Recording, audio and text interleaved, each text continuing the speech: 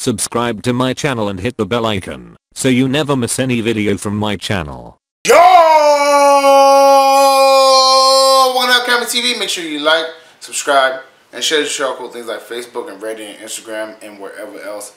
And guys, don't forget to hit the bell notification, man. Hit the bell icon so you never miss a video. I upload randomly. Don't want you guys to miss out. So hit the bell icon, man. You already know what it is.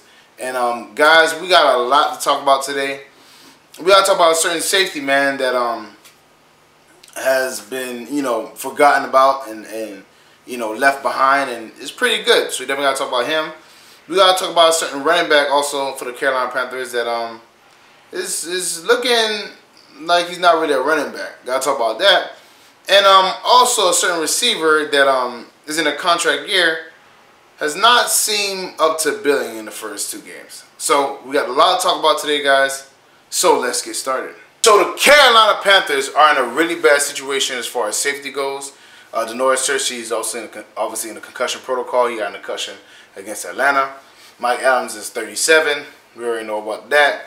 And we got Rashard Golden, who's going to be a pretty good player, but they seem like they're leaning more for a free safety for him, which I think he can play both, but just in general. And Colin Jones as our starter, which is not a good thing. I've been on record. I'm not a fan of Colin Jones. I just don't really care for him that much. And if he's our starting safety, I think he's going to get abused. I think he's going to throw deep bombs on us all day. So he's definitely not the answer. So this brings me back to my topic that I've talked about before in the Eric Reid situation. The Carolina Panthers should get Eric Reid. And, because he's a very good player. But I don't see it happening until the collusion case, whatever, with Colin Kaepernick is over and all that stuff. Because I just don't see it happening before that. But Eric Reid would revitalize this team. Or if we want to trade for Earl Thomas. The Seahawks, I think they're 0-2 now. So their season is not going anywhere. So I think this would be a perfect time to be like, hey, let's give him a 2nd rounder or a 3rd rounder to get Earl Thomas, because he's going to be a free agent next year. You guys obviously don't want to pay him. Plus, your season looks like it's down the tubes. That's just me being honest. It is what it is. I think Eric Reid or Earl Thomas is an immediate fix to our secondary and will really help our team out. The Carolina Panthers got to be more, aggressive with their moves. Obviously, you see the New England Patriots, you got Josh Gordon. You see all these teams. And then this is one of our hardest receiving seasons in a while. Going against receivers as far as the secondary season, because you got Julio Jones we just faced. You got AJ Green coming in. You got Antonio Brown coming in at one point. You got Odell Beckham coming in at one point. And then you got Julio Jones again. And you got Mike Evans, so who's been playing very good with Fitzpatrick. This is a very hard receiver situation right now. So you need a very good safety to aid in this situation. And that's why I'm talking about Eric Reid and Earl Thomas, man. We need a safety. Because Searcy, from what I've seen, he's going to have a concussion issue all season. That's what it's looking like. Usually when somebody has multiple concussions in the season already, it kind of tends to build up, because it doesn't heal like that. It doesn't. You don't kind of go away from concussion. Even if you clear the play, doesn't mean that it won't happen really quickly. Like obviously the Luke Kuechly situation, he had his whole battle with concussion for like a few years now. Until he had that collar situation. So with Searcy, I see this concussion thing kind of continuing with him. Obviously, we've seen Michael Orr had concussion issues too. So when I see concussions, especially multiple one in one season, it makes me wary. So like I said, Panthers, either trade for Earl Thomas, which I think will be doable now because obviously the Seahawks record, or sign Eric Reid, man. Be smart. Try to win games, because AJ Green, we seen what he did, man. He had like 3 touchdowns in like the first quarter. We don't want that. Now, mind you, James Bradbury is a good player, but obviously we seen Matt Ryan shred our secondary with a bunch of other players like Calvin Ridley, like Austin Hooper and all these guys. Which Austin Hooper will either be guarded by a linebacker or a safety, which would be pretty good for us. So we definitely need safety help, man. So give Eric Reid a call, hit his line up, and tell him, hey man, come be a Panther, or trade for Earl Thomas. Figure out one, because we need safety help. The other thing I want to talk about is Ron Rivera's philosophy, or Norv Turner's philosophy, or both of their philosophy, of having Christian McCaffrey run 25 to 30 times a game. Now, mind you, that's what Ron Rivera said in the beginning. He said he envisions Christian McCaffrey having a heavier workload, getting a bunch more touches, right? Well, in the last 2 games, he had, I think, 18 touches for 87 yards. Now, mind you, if you do the math on both games, that's like 4.83 yards a carry, right? But one game was 10 attempts for 50 yards, and I think he had one big run on that play, or in that game. And the second game was 8 rushing attempts for 37 yards. In the first game, he had a fumble. And Christian's, this brings up the question, just for the first 2 games.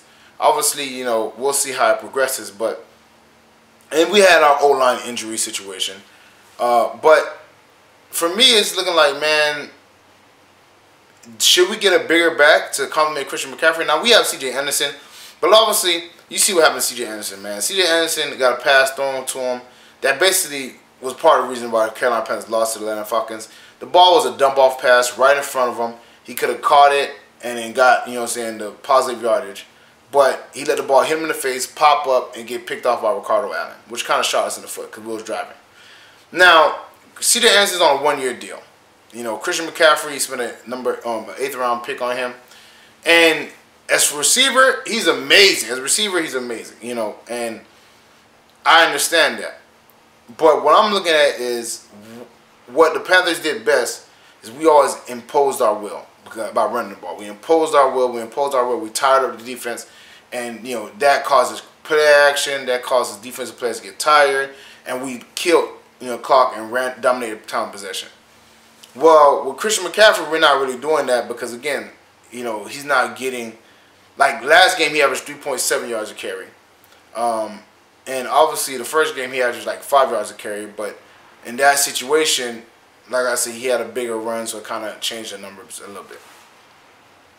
So my question is, should the Panthers be interested in getting another running back in the draft, maybe in the 2nd and 3rd round? Especially because you would get a bigger back in the 2nd, 3rd round, 4th round.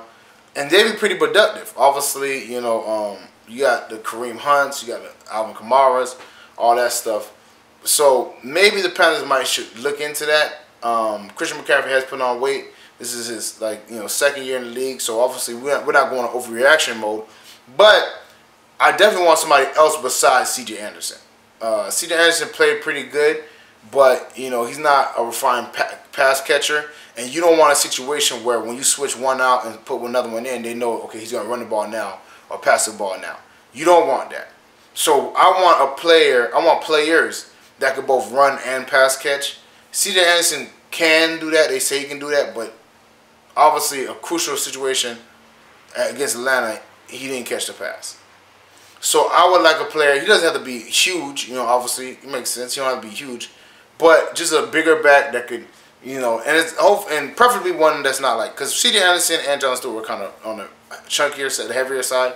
I want a running back that's more muscular, that could dictate, that can impose his will, and catch out the backfield, like a Dalvin Cook, like a Tevin Coleman, like a Devontae Freeman. There's a few running backs that are bigger. Obviously Ezekiel Elliott, but. Obviously Ezekiel Elliott is a different scenario. But there's definitely running backs out there. So it raises the question, is Christian McCaffrey really going to be the workload workhorse back? And when we had our very dominant running game, it was a 2-headed monster, man. Before it was D'Angelo Williams and Jonathan Stewart. Then it was Jonathan Stewart and Christian McCaffrey, man. And before that, it was like Jonathan Stewart and Cameron Payne. So we always had a multiple-headed monster. And I think that's what helped out the Saints a lot last year too, is that they had 2 people. Mark Ingram pounding. Alvin Kamara, he can pound a little bit too, and he can catch out the backfield. So for me, maybe, man, like I said, we might have to look into another running back and get him in the later rounds, snatch him up, man, just to be that physical nature that Christian McCaffrey is not proven to be yet. So, and finally, one of the things that I have to talk about, man, is Devin Funchess. Now, I like Devin Funchess a lot. I think he's a good guy. But to be honest with you, Devin Funchess has, I think it's 10 receptions for 118 yards, right? That's in 2 games. One game, he had like 77 yards. I think it was like 7 receptions. And the other game, I think he had like 3 receptions for like, 30 yards or something, 30, 40 yards. Now, this is a contract year for Devin Funchess. Devin Funchess really needs to play well. And I thought this was going to be a breakout year for him. Obviously, last year when Kelvin Benjamin left, he had like 100-yard games and he was doing really well.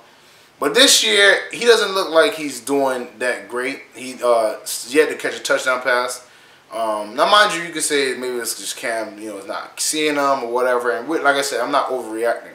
But I'm just thinking about, okay, this is a contract year for him. He's going to want to get paid.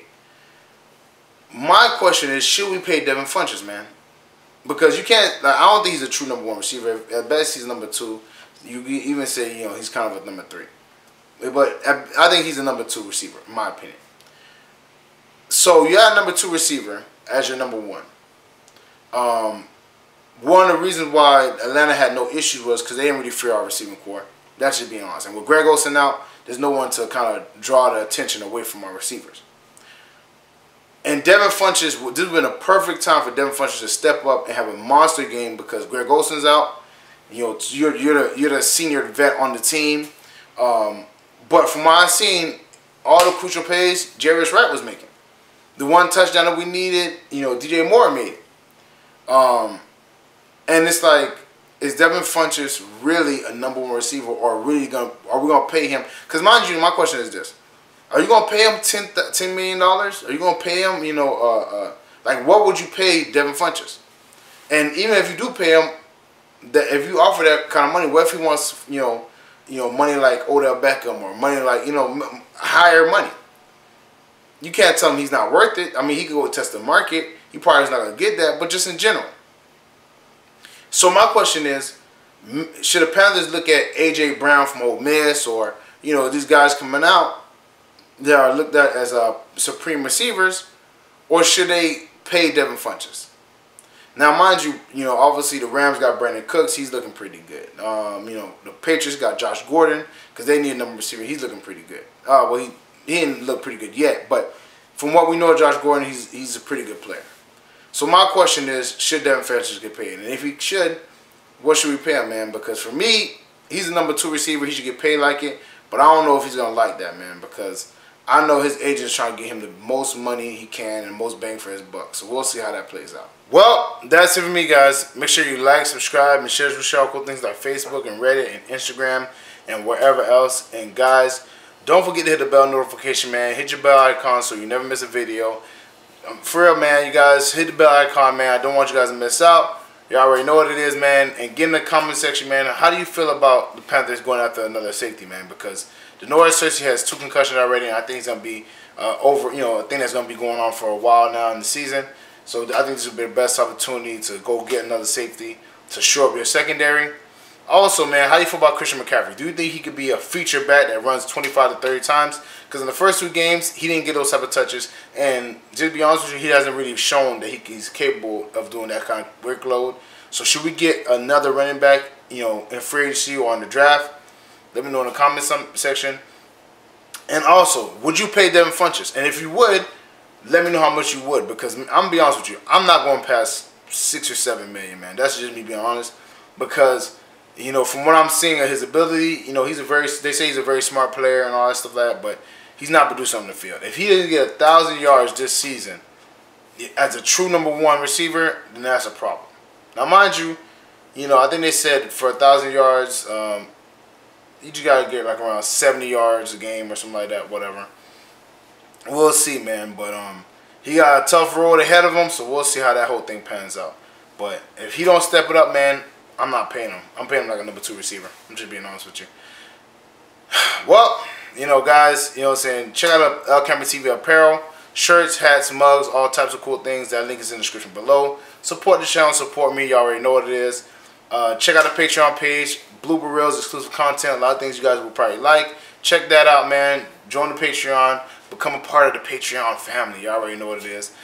Check out my dog Renan's video. His video is on the very end screen. The very end of his my video is Renan's video. Check him out. Very funny, very talented. I think you guys really like his stuff. Share with all your Panther family, friends. He might Panther related, anybody football related. You already know what it is, man. Panther Nation rocking with LCameraTV and LCameraTV rocking with Panther Nation. I need some answers, man, because get in the comment section, guys, because I really need some answers, man. I want to start live streaming some more, man. I'm definitely going to think about doing this sometime this week. because I want to hear y'all feedback, man. I want to hear a lot of feedback from you guys because I'm lost, man. Maybe I'm crazy, but I don't see Devin Funchess as number 1. I see him as number 2. And maybe we shouldn't pay him, especially because we got Shaq Thompson to pay and all these other guys. So let me know in the comment section, man. And thank y'all for all the support, man. I'm going to see y'all next time.